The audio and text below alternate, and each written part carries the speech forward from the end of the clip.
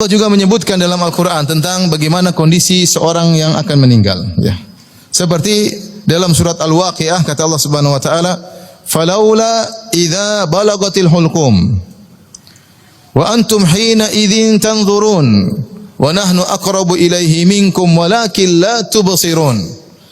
Ya, ketika idza balagatil hulqum, ketika ruh sudah mencapai di kerongkongan, sudah mau dicabut oleh dalam kondisi ihtidhar, yaitu mau meninggal, mau dicabut nyawa. Wa antum hina idzin tanzurun, dan ketika itu kalian sedang melihat orang tersebut ihtidhar, dia mau meninggal dunia, mungkin susah bernapas dan yang lainnya. Kata Allah, wa nahnu aqrabu ilaihi minkum walakin la tubsirun. Akan tapi kami lebih dekat kepada dia daripada kalian. Maksudnya malaikat-malaikat. Allah menggunakan kami, maksudnya malaikat maut. Kami lebih dekat kepada orang yang mau dicabut nyawanya tersebut daripada kalian yang sedang menyenguknya.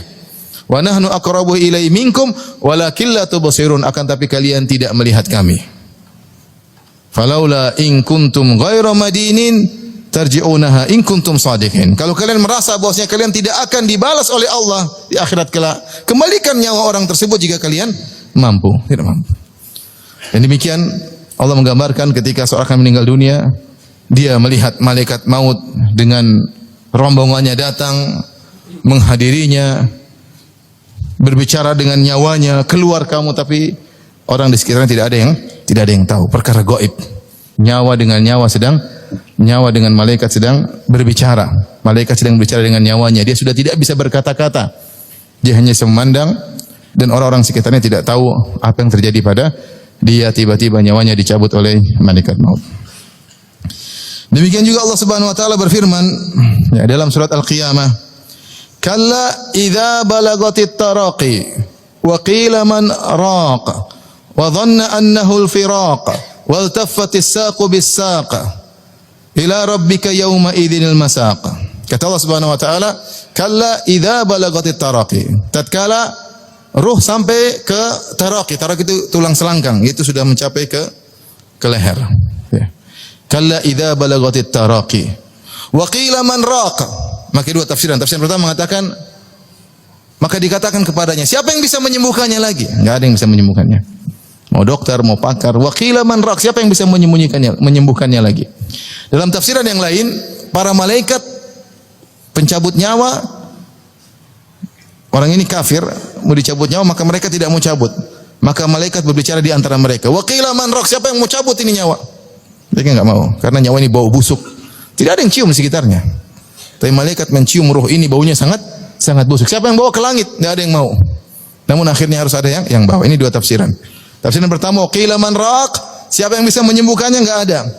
Wa qila man raq, malaikat saling bertanya, siapa yang akan mengangkat rohnya ke langit yang bau sangat busuk dan menjijikkan? Wa qila man raq, wa dhanna annahu al-firaq, sudah dia tahu bahwasanya dia akan berpisah dari apa yang di sekitarnya. Dia akan meninggalkan alam ini. Dia akan meninggalkan keluarganya. Dia akan meninggalkan harta yang dia kumpulkan selama ini. Dia akan meninggalkan teman-temannya. Dia yakin dia akan meninggalkan ini semua. Ketika dia melihat malaikat akan mencabut nyawanya. Yang tadinya dia ragu. Dia merasa akan hidup lama. Dia merasa akan sembuh. Dia merasa sebab-sebab kesembuhan telah dia miliki. Dengan hartanya, dengan dokter-dokter yang pakar. Namun ketika itu sudah enggak ada perasaan tersebut. Wa dhanna annahul firaq. Dia tahu itu adalah hari perpisahan dari orang-orang yang dia cintai. Dari harta yang dia cintai, dari dunia yang dia cintai. Wal taffatis saqu bis-saq. Maka akhirnya betisnya ditempelkan dengan betis yang lain. Dia dijadikan, diikat dengan kain kafan, kemudian dibawa untuk dikuburkan. Ya. Kalau kematian sudah datang, maka semuanya akan terasa berat. Diriwayatkan Imam Syafi'i rahimahullah pernah berkata,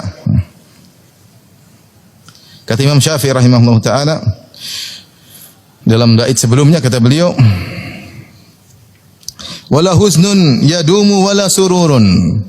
Tidak ada kesedihan yang abadi, wala sururun, dan tidak ada kesenangan yang abadi. Manusia tidak ada yang senang terus, tidak ada sedih terus. Di dunia seperti itu, antara senang dan sedih. Di akhirat baru kesenangan abadi. Di neraka baru kesedihan abadi. Di dunia wala huznun yadumu wala sururun. Tidak ada kesedihan yang abadi dan tidak ada kesenangan yang abadi. Wala bu'sun 'alaika wala rakhaun. Tidak ada kesulitan yang abadi dan tidak ada ketentraman yang abadi. Dunia tercampur antara ketentraman dan kesulitan. Idza ma kunta dza qalbin qanu'in fa anta wa malikud dunya sawa'u. Kata beliau, jika kau memiliki hati yang qanaah, yang nerima dengan takdir Allah Subhanahu wa taala, fa anta wa malikud dunya sawa'u, maka engkau dan raja dunia sama saja. Dunia, raja dunia ingin punya harta yang banyak supaya dia senang, supaya dia puas. Kalau antum dengan harta yang sedikit sudah puas, kau dengan raja dunia sama saja. Bisa jadi engkau sudah bahagia, sementara orang yang beruang, yang memiliki harta, memiliki kekuasaan tidak bahagia. Kenapa? Dia belum mencapai cita-citanya. Dia belum mencapai jabatan yang dia inginkan. Dia belum bisa menguasai apa yang ingin dia kuasai, sehingga dia belum bahagia. Makanya idza ma kunta dza qalbin qanu'in fa anta wa malikud dunya sawa'u. Kalau kau memiliki hati yang qanaah, nerima dengan apa yang Allah berikan, sungguhnya kau dan raja dunia sama saja. Kemudian kata beliau, "Wa man nazalat bi sahatil manaya." Wa man nazalat bi sahatihil manaya.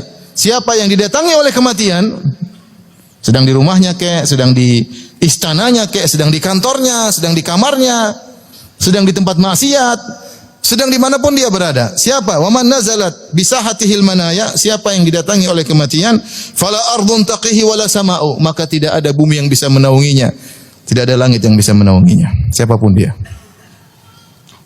Mau jago ini, mau jago anu, tidak bisa.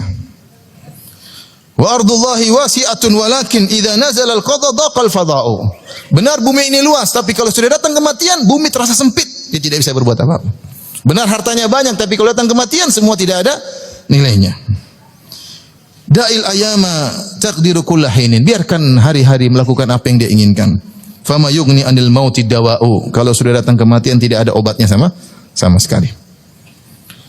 Ikhwan dan akhwat yang dirahmati Allah Subhanahu wa taala, inilah sebagian ayat-ayat, sebagian hadis-hadis ya yang menjelaskan tentang kematian, maka hendaknya kita waspada ya.